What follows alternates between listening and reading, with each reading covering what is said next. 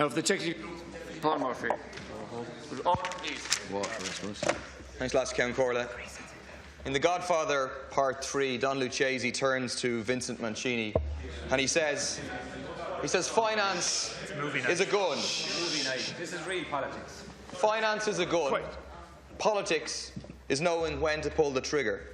And the gun right now of the European Central Bank is firmly pointed at the Greek banking system, at the Greek economy, and at the Greek society.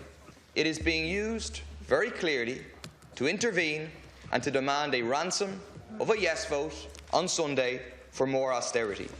The queues at the ATM machines that you're all so concerned about when you didn't care about the queues at the at the soup kitchens, at places to get food, those queues are a result of the decision of the European Central Bank that was called for by your Minister for Finance. It's a result of the call and the decision not to allow further assistance to the Greek banking system.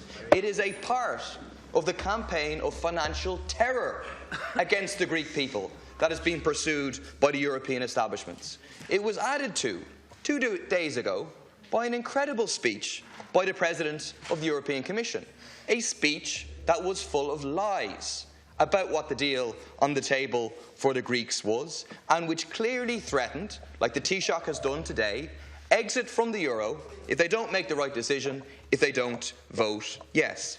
And in his speech, Jean-Claude Juncker, he said something that I think will resonate with many people here who voted twice on European referenda in the past. He said, you have to vote yes, whatever the question put to you. There's European democracy. You have as many referendums as you want, many choices you want, much democracy as you want, but you can only say yes to austerity. You can't say no to austerity.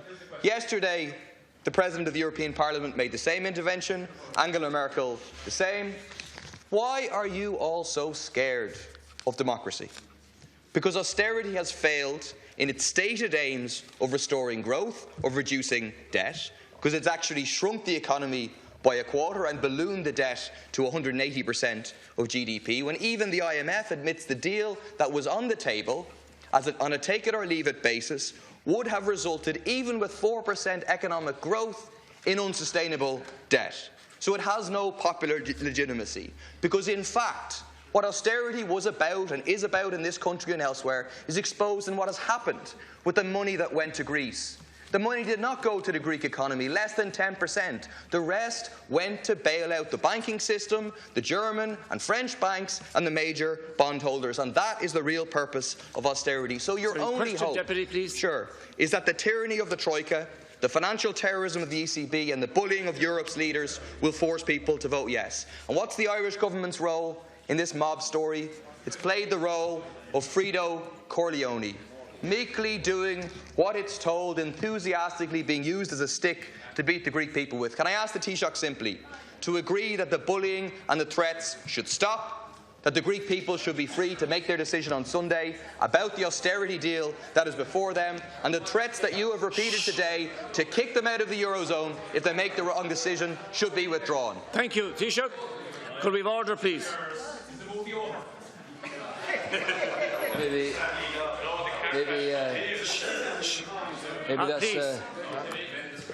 Maybe that's a rehearsal of your speech to be given in Athens on Friday when you go out there.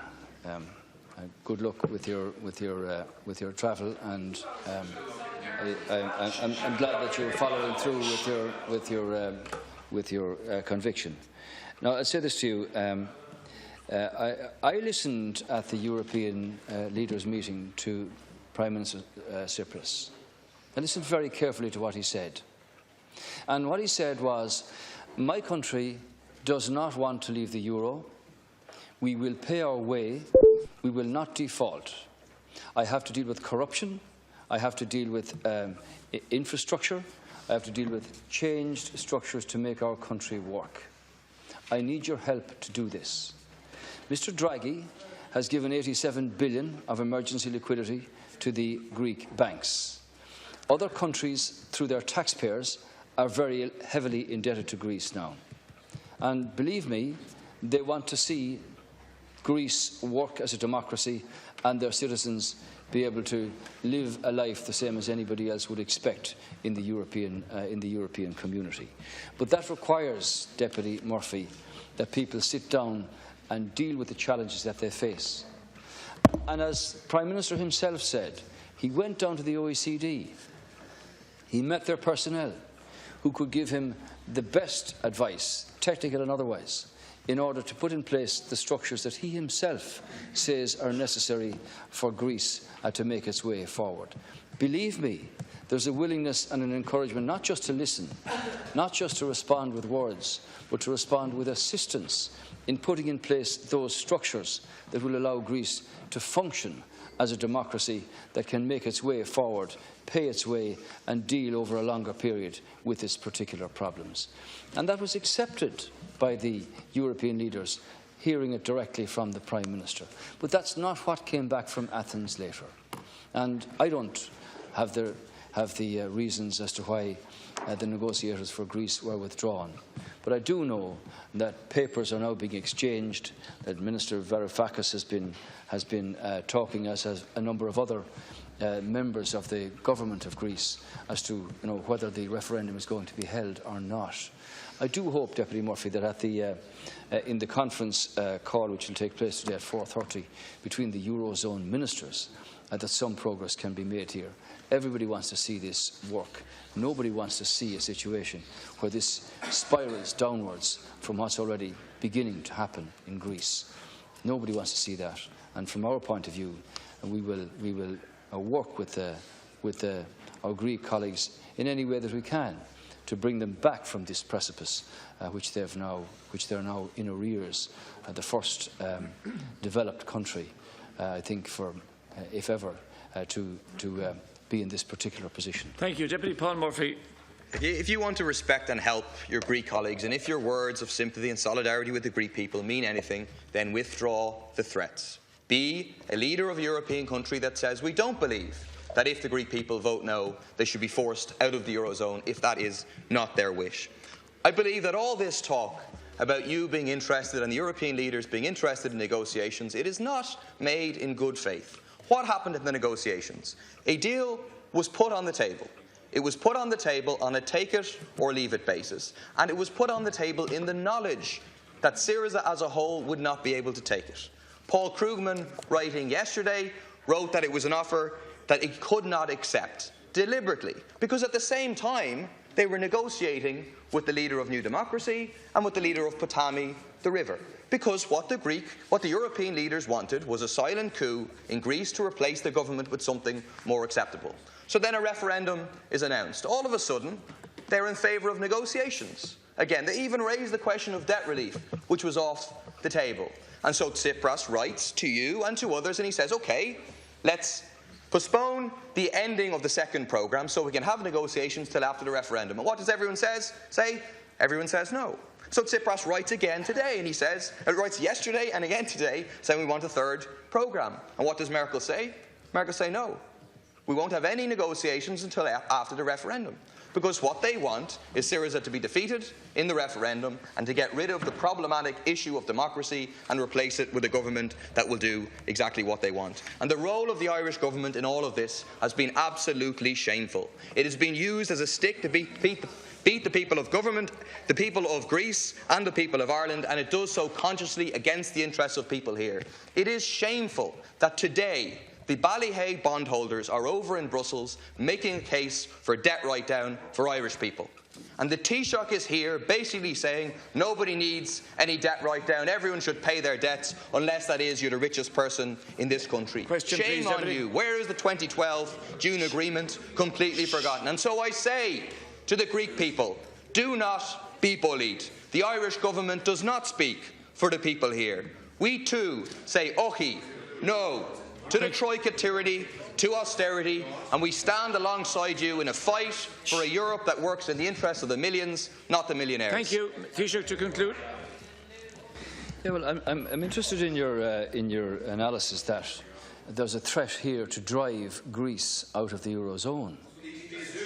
see, you do understand, Deputy Murphy, that there is no exit mechanism from the Eurozone, and that a country would have actually to request that it leave. So your analysis that there's a threat here from this country or anybody else is absolutely baseless. It's absolutely baseless. The situation is that Greece is now in arrears of its debts to the IMF. There's a problem here, obviously, and a serious problem that is affecting the millions of people in that country. Now, you know, and you've often said it here, why have other people tell us what to do? So, what's coming from the Prime Minister and the government of Greece is to say, I recognise we've got a problem. I recognise we've got to deal with corruption, with restructuring the way we do business here, with having an incentive and an infrastructure platform to develop our country.